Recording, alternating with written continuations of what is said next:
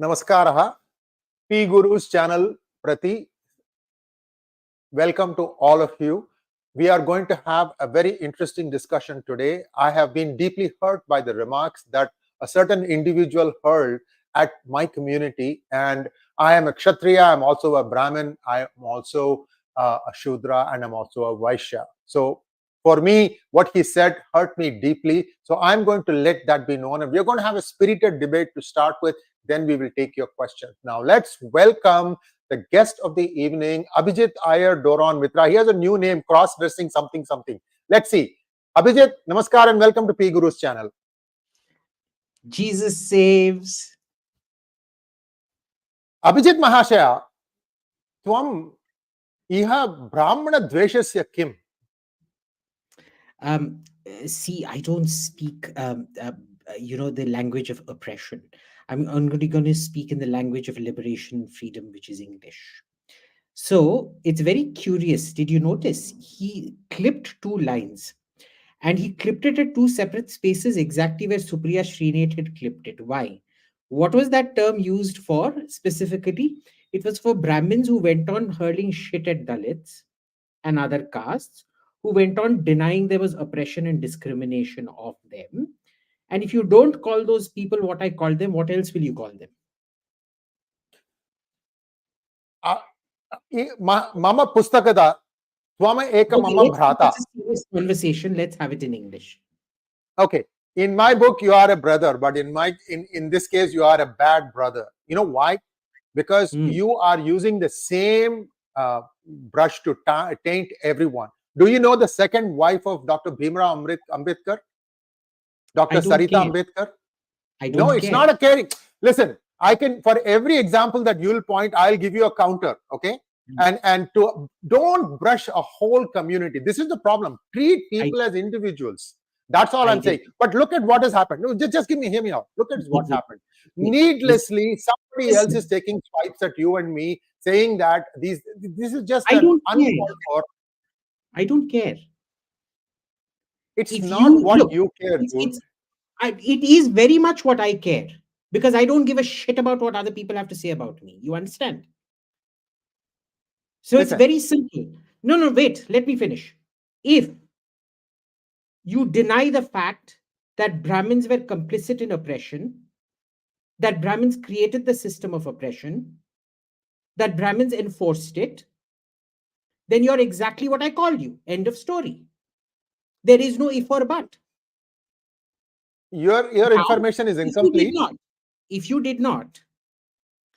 you accept that all of these things happened, then you don't come in that category. It's very simple. Abhijit, you need to go back in history and you need to look at it with your eyes wide open. The Brahmins never were property owners. They didn't have swaths of land where they could rule over it like a lord. They were only knowledge seekers. Somewhere things got twisted along the way. Sorry, this is bullshit. This is absolute bullshit. They used to take property in heaps. Prove me wrong. Used to see exemptions. I can show you heaps of 𝗼𝗍𝗍 exemptions. The most famous ones that survive to today are the Aurangzeb 𝗼𝗍𝗍 exemption and the what was the third Tughlaq guy? The fellow who came after Muhammad bin Tughlaq, his 𝗼𝗍𝗍 exemption. So there were huge 𝗼𝗍𝗍 exemptions for them. And I'm sorry, Sree, but you're doing the same thing. You're also doing this Holocaust denial. No, you are. You are. All I'm saying is, don't tar everyone with the same brush. You are not all that you're saying. You're denying the fact that our community exploited, oppressed, abused their privileges. Listen, it was not just one community, okay? I don't give a shit. I don't give a fucking shit. No. It was our community that did it. It was our community that gave the intellectual heft for it. Full stop. I think you're getting a little emotional. No, and I'm a little disappointed with the way you went about saying this. I am, and I don't give a shit. If you do not accept that it happened, you are exactly what I said in that thing. Listen, what happened. I know what happened, okay? I also know what else happened. No, you are denying it. No. You're trying to normalize the blame and spread it out over everybody else. Look, if the blame is on by everybody else, then why do you want to single one community?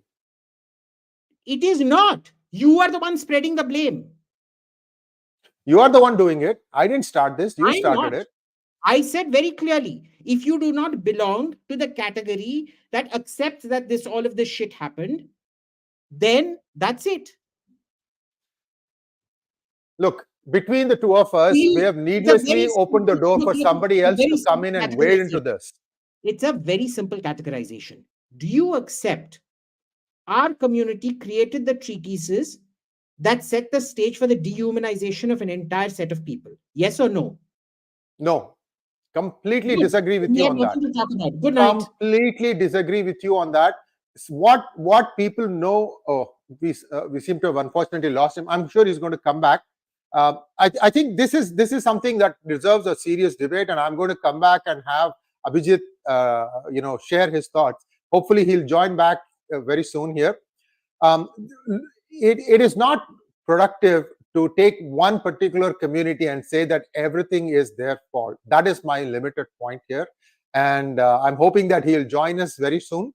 Viewers, some of you have been waiting for your Sengol orders. I'm glad to say that I've got the second installment and I'll be shipping them out in the next couple of days. So please bear with me. I'm not able to take your phone calls, unfortunately, which is why, sometimes it might look like we're not responding. We just needed something definite, and we have that stuff now, and we will be shipping them out. So thanks for your patience. And I also wanted to show you our newest offering that we are still fine-tuning, and that is a replica of the Ram Mandir, and that is coming up here. Just give us a minute, and I'm going to try and see if I can raise Abhijit. Just 1 second.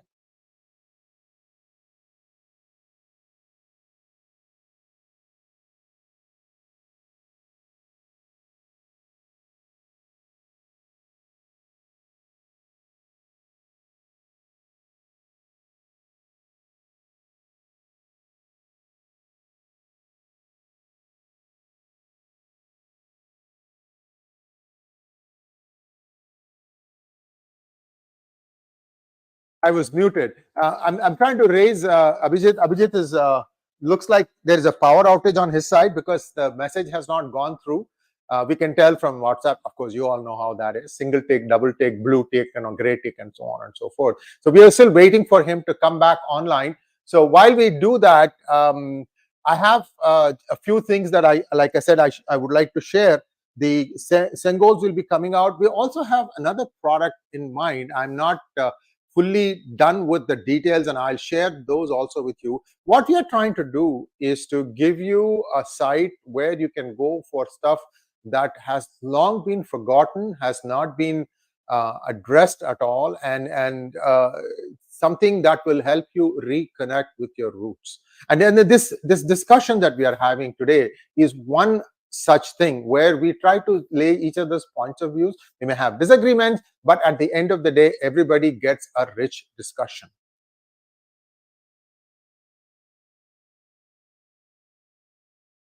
And here is a picture of the Ram Mandir.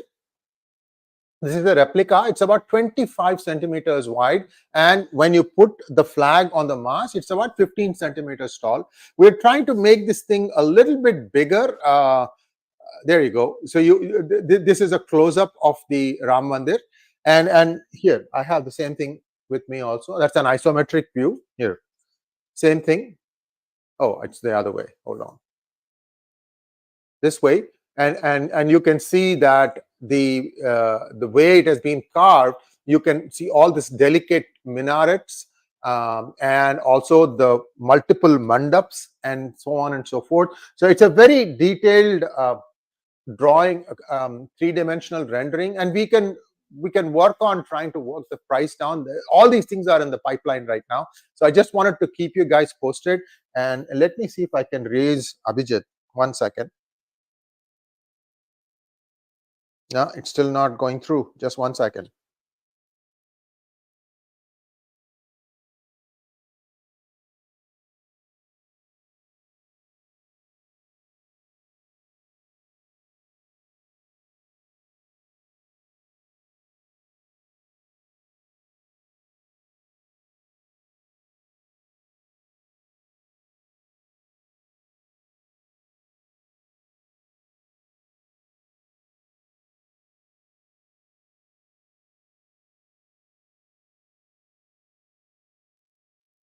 I think he has suffered a power outage because the calls are also not going through. We'll just wait for a few minutes here and then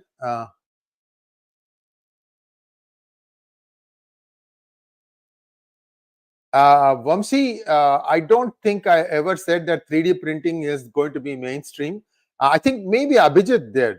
3D printing is very specialist. Like this is a 3D printing machine. This is a 3D printed replica. And in making this, we had several challenges. For instance, some of these pillars are about 3/4 of a millimeter. You can see my finger. I can bring it closer. It's a very, very thin pillar, and it's barely 0.75 millimeter. And even if one breaks, we can't ship the product. So that is the kind of detailing that is required. Also, if you look at some of these mandaps, there's intricate carving, and it's a succession of pyramids views. And all these things take a lot of time. So you're doing one particular model takes sometimes hours. And we've also tried doing laser engraved wooden art. Same problem there also. If you get one thing wrong, it just gets very, very nasty. You can't ship it. For instance, I'll show you some chakras. Okay, just one second.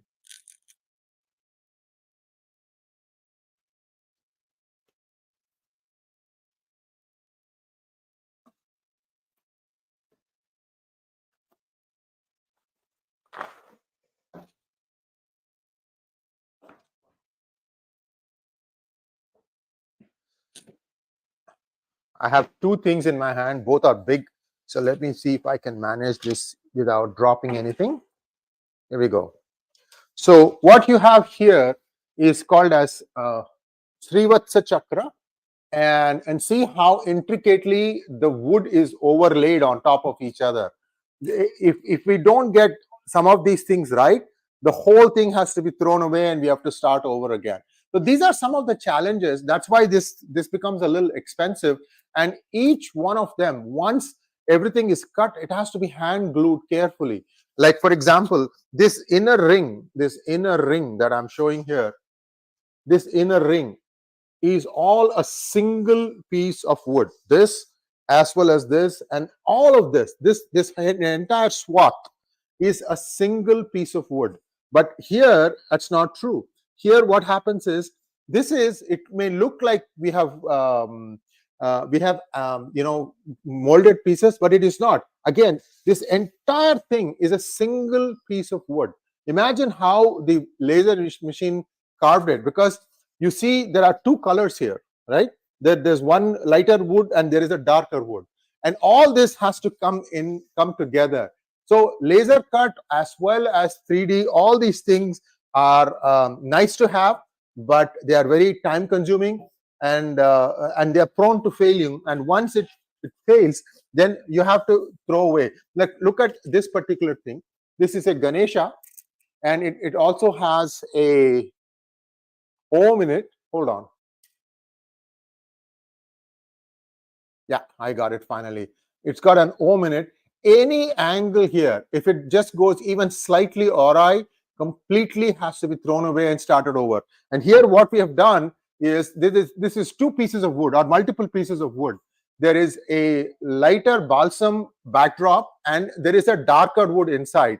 And what this artist has done is he has actually cut grooves using laser, so that the darker color stands out and gives you the Ganesha along with the Om.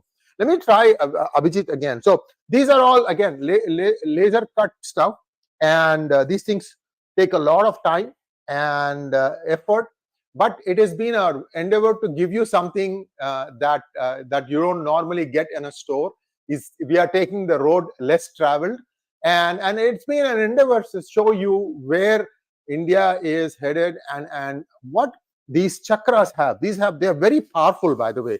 If you use them correctly, it can give you a lot of power. What is power in this case? In my opinion, it is focus. Anything we do, whether we do puja part or recite slokas, it all gives us power. Let me try Abhijit again. 1 second.